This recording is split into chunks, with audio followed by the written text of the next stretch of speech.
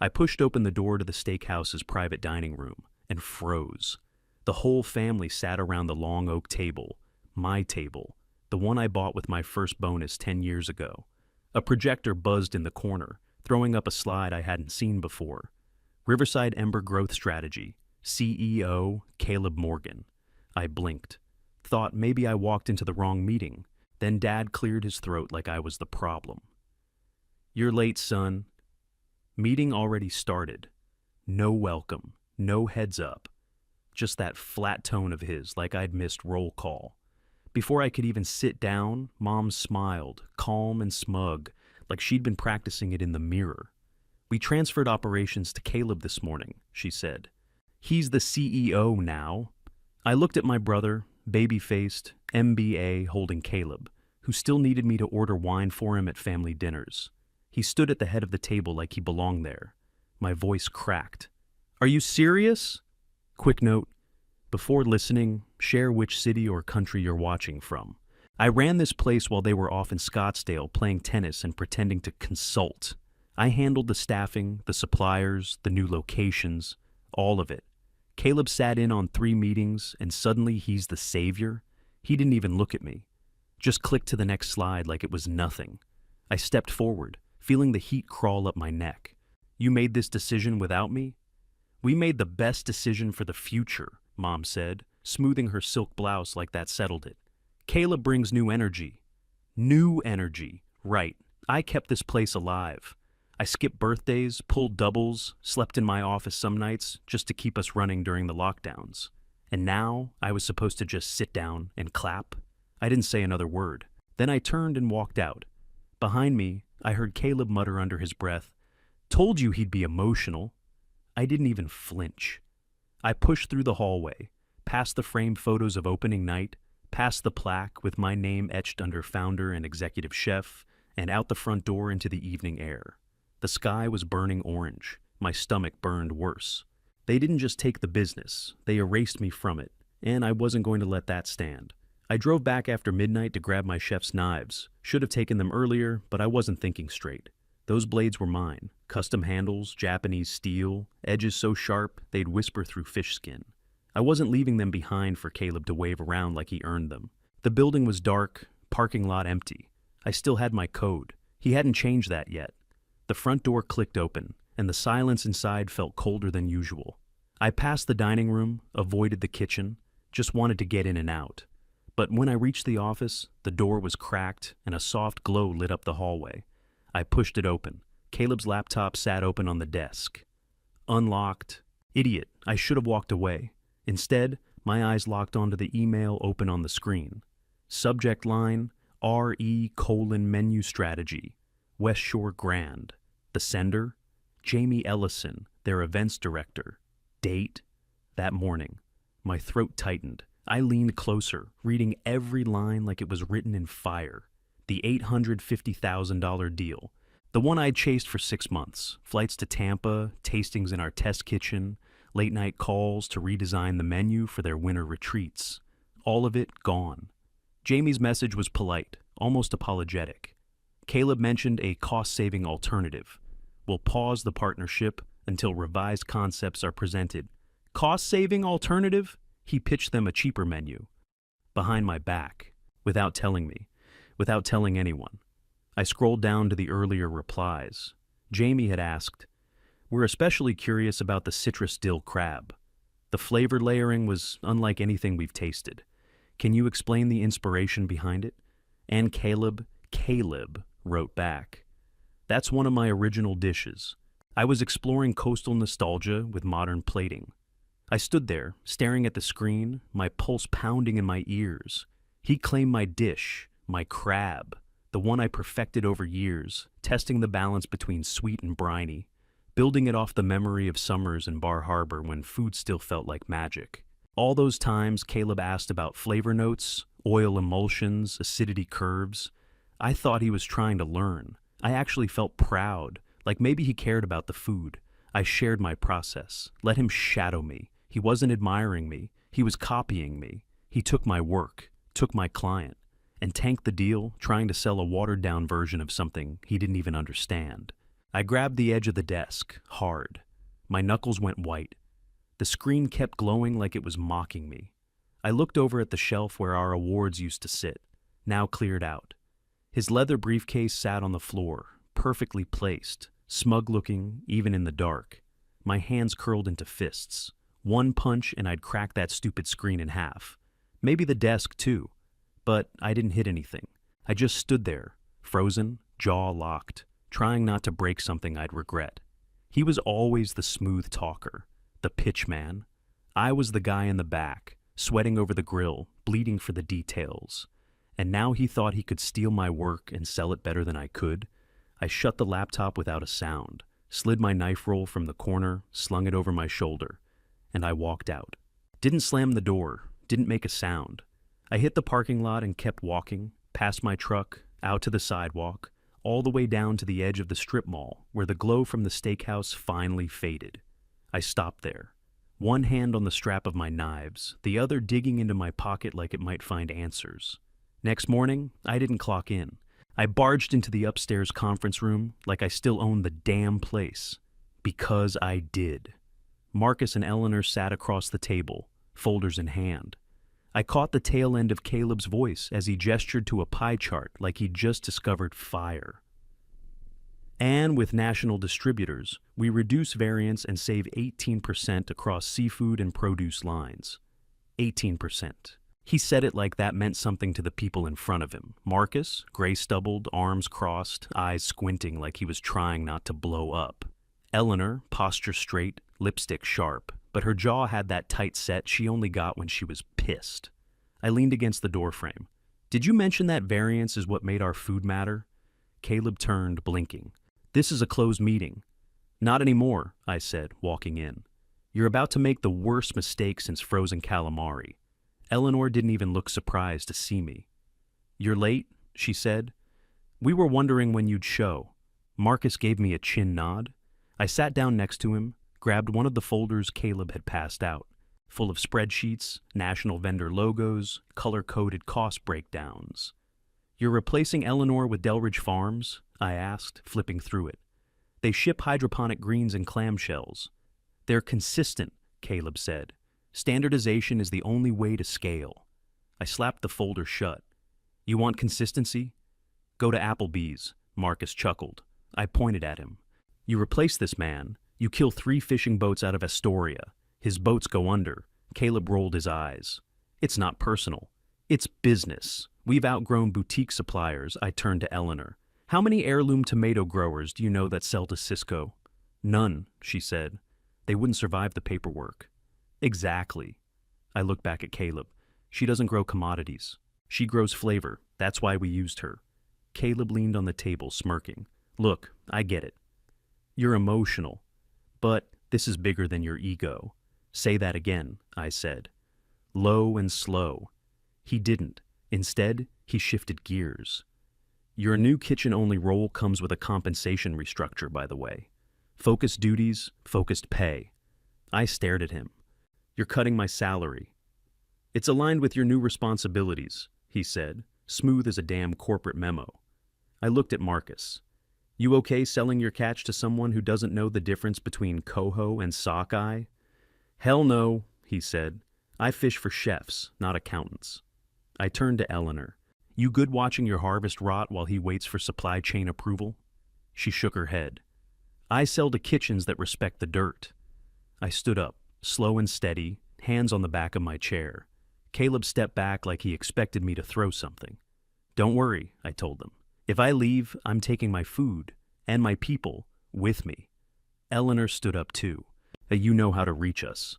Marcus grabbed his coat. "Say the word, I'm hauling for you." Caleb sputtered. "This is sabotage." "No," I said, heading for the door. "This is clarity." I didn't look back. I didn't need to. I'd drawn the line. He knew it, and I wasn't moving. The next morning, the specials board was wiped clean. No crab, no slow-roasted brisket, no smoked eggplant. Just laminated menus with QR codes and descriptions that sounded like they were written by a software intern. Garlic butter shrimp bowl, classic cheeseburger, family-style Caesar. My dishes were gone. The walk-in looked like a factory fridge. pre-cut produce in vacuum-sealed bags, frozen halibut in boxes labeled bulk, the citrus I used to handpick from Eleanor's crates, replaced with concentrate in plastic tubs. The kitchen didn't smell like food anymore. It smelled like oil, that nasty processed kind that coats your lungs. I used to light cherry wood logs at 6 a.m. to prep for dinner. Now, the only thing burning was the fryer timer. Caleb stood in the center of it all, like he was Moses parting the grease trap. Quicker turns, cleaner margins. Guests won't notice he was wrong. They noticed. That first Friday night, I watched 3 tables of regulars walk out after they tasted the new menu. One guy asked where I was, said his wife only booked their anniversary dinner here because of the crab. The server stammered something about culinary transitions. The guy left a 20 on the table and didn't touch his drink. The next week, the Millers, who'd been coming every Thursday for 8 years, sat down, looked at the menu, and asked for me directly. I came out from the kitchen. Mr. Miller looked confused. "This isn't your food." "It's not," I said. "I'm just the cook now." They got up and left without ordering. Caleb called a staff meeting the next day. Said we were struggling with execution and menu consistency. "You can't blame the food if the team isn't aligned," he told the room, looking straight at me. Then he pulled me aside and said, "The Millers are too high maintenance anyway." I didn't answer, just walked back to the prep table. The next morning, I came in to find my grill station gutted. The cast iron I'd seasoned for years was boxed up. My smoker rig, custom welded with temp control valves, was gone. In its place, 2 new deep fryers humming like a gas station kitchen. The wood pile out back was hauled off. They didn't even leave the damn applewood logs I split myself. That night, I went home and pulled out a leather-bound book I hadn't touched in years. My dad gave it to me when I started the restaurant. I used to jot down ideas, flavors, tricks I learned from old-timers and farmers. I started filling it again. Every recipe I still remembered, every supplier, every technique. Eleanor, Marcus, the heirloom peach puree for the summer tart. All of it. I wasn't going to let it die in that kitchen. A couple nights later, after a brutal shift where we overcooked 20 frozen steaks, I came back to my station to clean up. Sitting right there, in the middle of my cutting board, was a tangerine. Attached to it was a sticky note. Just 4 words, written in Daniel's neat, all-caps handwriting. "Your food is unforgettable." I stared at it for a long time. Didn't move, didn't speak. Just let it hit. He could have said that out loud, could have handed it to me. But he didn't. He left it like a lifeline, quiet, solid, and perfectly timed. I put the tangerine in my bag, took the note too. Next morning, I started showing up earlier. Not for them, not for Caleb. For the book. I was in the prep kitchen early, ladling sauce into tasting cups for the West Shore Grand Dinner. Citrus dill base for the crab, smoked tomato reduction for the lamb, the only thing left that felt like my food. The ticket printer clattered in the background, spitting out orders for reheated entrees I never signed off on. The door swung open. Heavy footsteps. Dad walked in first, dressed like he was heading to a golf course. Caleb followed, tablet under his arm, a fake smile plastered on his face. I didn't stop stirring. Dad cleared his throat. "We need to talk about tonight's dinner." I set the ladle down. "What about it?" Caleb leaned against the prep table like he owned it. "The execs don't want complicated flavors. They're looking for scalable concepts, not fancy one-offs." "Scalable concepts," I repeated, tasting the words. They tasted like ash. Dad held up his hands. "We're just asking for something simpler, safer. The deal depends on it." I wiped my hands on a towel, staring at the sauce. "The deal already depends on a lie. He sold them my dish." Caleb straightened. "This isn't about you. This is about business. They want something they can roll out across multiple venues." I laughed once, sharp and short. "You want a franchise?" Caleb's face stayed blank. "We want consistency." I untied my apron, pulled it over my head. "I cook food people remember." He sighed like I was a child. "You're being dramatic." "No," I said, folding the apron neatly. "I'm being done." Dad stepped closer. "Don't walk out on this, son." I placed the apron on the counter. "Watch me." Then I set the spoon down next to it, wiped my hands one last time, and walked toward the door. Daniel, my sous chef, froze mid-chop at his station. "You serious?" I nodded once. He untied his own apron, slapping it on the counter. Then I'm out too. 3 more cooks stopped what they were doing. Tyler, Maria, and Jen. One by one, they followed, aprons off, knives down. Caleb's voice rose behind me. "You're making a mistake." I didn't turn around.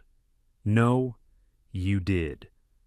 We walked out together, 4 chefs and me, past the swinging kitchen doors into the hallway lined with family photos and awards. The place smelled like fryer oil and lost time. It wasn't a restaurant anymore. It was a spreadsheet factory. Out back, the cool air hit my face like a slap. Daniel lit a cigarette, exhaled hard. "What now?" he asked. I looked at my hands stained with citrus and smoke. "Now I stop cooking for them." He nodded. "Good." We split up quietly, each heading to our cars. No dramatic speeches, no plan yet. Just the kind of silence you only get after a long shift, when you know you're not coming back. That night, sitting at my kitchen table with my leather-bound book open, my phone buzzed. A text from Daniel. "Eleanor and Marcus are with you. Wherever you go, we go." I stared at the screen, thumb hovering over the reply. For the first time in months, the smell of hardwood smoke came back to me. Not from the restaurant, from memory. I closed the book, slid my phone into my pocket, and started thinking about what came next. 2 days later, I walked into the conference room at West Shore Grand. No Caleb, no pitch deck. Just me, a portfolio, and the truth. I laid out photos of my original dishes, handwritten menus, a printed list of suppliers and seasonal cycles. I didn't sell flash, I sold memory. High-end, I said, seasonal, chef-driven, sourced from real people, nothing frozen, nothing franchised. Jamie Ellison nodded slowly. "The woman I thought we'd lost?" She leaned in closer. "Who owns the rights to the crab dish?" she asked. "I do," I said. "Always have." There was a long pause. Then the man next to her, salt and pepper beard, black button down, shoes that cost more than my smoker rig, extended a hand. "I'm Jason Mercer," he said. "Backed 3 of Portland's best spots. I've been waiting to see someone pitch this kind of heart again." I shook his hand without blinking. He smiled. "I'm in," he said. 3 weeks later, the lease was signed. Corner unit in the Pearl District. Smaller space, open kitchen, reclaimed wood, exposed beams. Nothing fancy, just honest. My name wasn't on the sign yet, but it would be. Daniel helped design the line. No deep fryers, no shortcuts, just fire, steel, and sweat. Eleanor brought me samples from 5 new heirloom farms. Purple carrots with spice, sweet turnips the size of golf balls, rainbow chard so fresh it snapped. Marcus called to say the boats were back out, and my preferred catch would hit the dock every Thursday. He even threw in spot prawns for the soft opening, on the house. I had my crew, I had my concept, and for the first time in months, I had that feeling again. The one you get when your knife slides through perfect tuna belly. Control, direction, purpose. Caleb, he was sinking. Daniel started sending screenshots. "Where's the crab? Used to love this place. Not anymore. Menu feels corporate. Where's the chef?" He forwarded one that made me laugh out loud. "This used to be a restaurant. Now it's a drive-through without the window." Then came the text from Mom. "Call us. Please, the family needs you." Followed by a voicemail from Dad. Voice tight, less bark, more desperation. "Your mother's upset. Caleb's overwhelmed. We rushed some decisions and, well, we could use your help. Call me back." I didn't call. I didn't answer. Not out of spite, out of focus. This wasn't revenge. This was rebuilding. Every night after construction wrapped, I'd stay late, tuning burners, writing out menu drafts, testing sauces with Daniel till midnight. The smell of hardwood smoke filled the space before the walls were even painted. It smelled like home. The front counter was made from old barn wood, sanded down, and sealed with beeswax. The shelves held jars of pickled ramps, dried herbs, smoked salt in mason jars. We didn't have a sign yet, but we didn't need one. The energy said it all. I pulled the leather-bound book from my bag one night and flipped to the page where I'd written the crab recipe. Still there. Still perfect. I looked around at the empty dining room. No music, no customers yet. Just clean walls and possibility. Daniel leaned on the prep table, watching me scribble notes. "You ready?" "Not even close," I said. But I smiled. The front door rattled against the frame just after noon. I looked up from plating test dishes. Daniel was at the sink. He glanced toward the glass, then shot me a look. I wiped my hands on a towel and walked to the front. There they were. Dad in a collared golf shirt, smiling like we were doing a photo shoot. Mom right behind him, holding her purse like a shield. And Caleb, shoulders tight, jaw clenched, looking like he hadn't slept. I opened the door without saying a word. They stepped inside. My space, my air. Caleb looked around like he couldn't process what he was seeing. "You remodeled this fast," Dad said, voice too cheerful. "Looks modern." Mom forced a smile. "Very clean, not as big, though." "Nope," I said. "Not as big, just better." They exchanged a quick look. Then Dad cleared his throat. "We'd like to make you an offer." I crossed my arms. "This should be good." "We go back to how it was. Equal partners," he said. "Caleb runs business. You handle food. You both do what you're good at. But final say stays with us," Mom added quickly, like she was reading it off a script, "to keep structure." I didn't blink. I walked over to the counter, pulled out a manila folder, and laid it flat. Inside, a printed letter from West Shore Grand, signed by their executive team. Jamie's name at the top. I slid it across the wood. "They signed with me." Mom leaned in. Wait, with you?" I nodded once. "They signed with the real chef." Silence. Caleb looked down at the floor like it might open up and swallow him. I reached under the folder and pulled out a second sheet, printouts of their last 2 months' online reviews. I read one out loud. "Used to be 5 stars. Now it's a joke." Flipped the page. "Canceled our anniversary dinner. Food was unrecognizable." Another. "We miss the heart. We miss the chef." I handed the pages to Dad. He didn't take them. Caleb finally spoke. "We need you." I shrugged. "I don't need you." Dad flinched like I'd slapped him. Mom looked like she might cry. Caleb tried again. "You don't understand. We're hemorrhaging." "I understand perfectly," I said, stepping closer. "You had something good. You gutted it. You tried to sell it as your own. Now you want me to fix it under your thumb." Dad's voice turned stern. "You're still part of this family. Families don't gut their own and call it business." I walked back to the counter and rested my hands on the reclaimed wood, letting the silence settle. Nobody moved. Daniel stepped out from the kitchen, arms crossed, just watching, back up without a word. Mom finally broke. "We made a mistake." "Yeah," I said. "You did." They didn't argue, just turned and walked toward the door. Caleb paused before stepping out. "You really think you'll win without us?" I looked him dead in the eye. "I already am." He opened the door and followed them out. I stayed where I was for a moment, breathing in the clean scent of sawdust and lemon oil. The place still smelled new, unfinished maybe, but full of promise. Like every inch had a purpose. I walked through the space slowly, touched the counter, ran a hand along the edge of the pass. The grill still had ash in the corners from last night's test run. Felt real, solid, not a spreadsheet, not a brand, just a place built to matter. And this time, it was mine. The night of the soft opening, the hearth by Morgan buzzed with heat and noise. Good noise. Forks clinked, glasses tapped. The smell of seared halibut and grilled peaches floated through the room. We weren't just full, we were alive. Critics sat near the kitchen pass, jotting notes between bites. At the window tables, loyal customers I hadn't seen in months raised glasses and waved like we never missed a beat. Marcus was posted by the raw bar, grinning every time someone asked where the oysters came from. Eleanor leaned in close to a couple, explaining what made her greens snap.